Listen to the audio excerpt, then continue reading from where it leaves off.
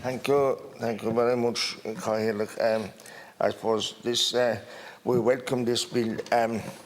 This Garda Síochana compensation bill will seek to reduce costs in the administration of Garda compensation claims by having claims assessed by the Personal Injuries Assessment Board rather than by the High Court. Under the revised scheme, an injured member of the force will make an application to the Garda Commissioner, who will then cause a report to be prepared.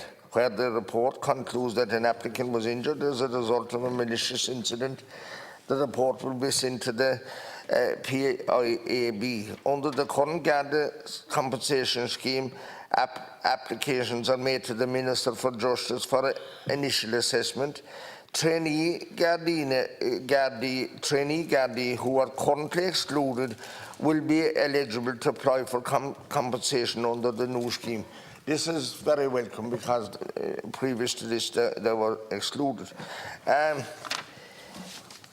Under the current legislation, applications for compensation must be made to the High Court regardless of the amount of damages being sought. This has led to delay and high costs for both the applicant, claimant and the state. It is proposed that the Personal Injuries Assessment Board will assess claims using a quantum. Legal representation is not required but can be used.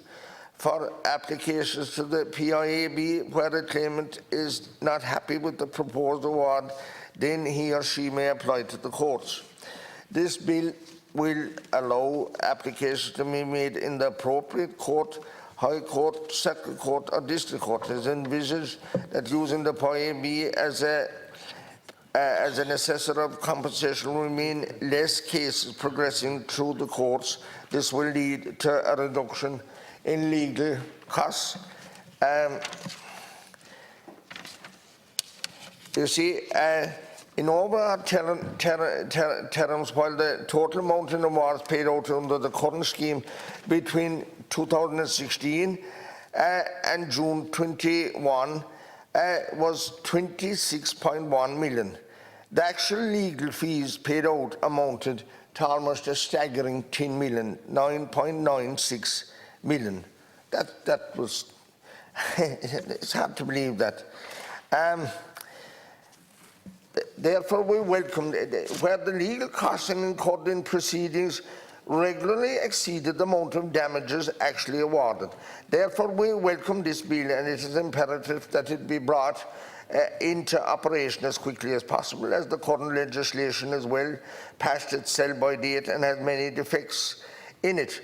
We welcome the fact that this bill provides a streamlined and simplified method for members of Garda Síochana who are entitled to compensation to have their case dealt with in a manner that is free from legal manipulations and costly High Court cases. The court scheme favours the legal profession as much or more than the members of the Garda that is intended to serve. It is hoped that this bill will achieve greater degree of fairness and transparency for members of the Garda. We often hear stories of situations under the current scheme where one Garda receives a certain level of compensation from one High Court judge, while another Garda with exactly the same personal injuries receives a lesser or greater payout.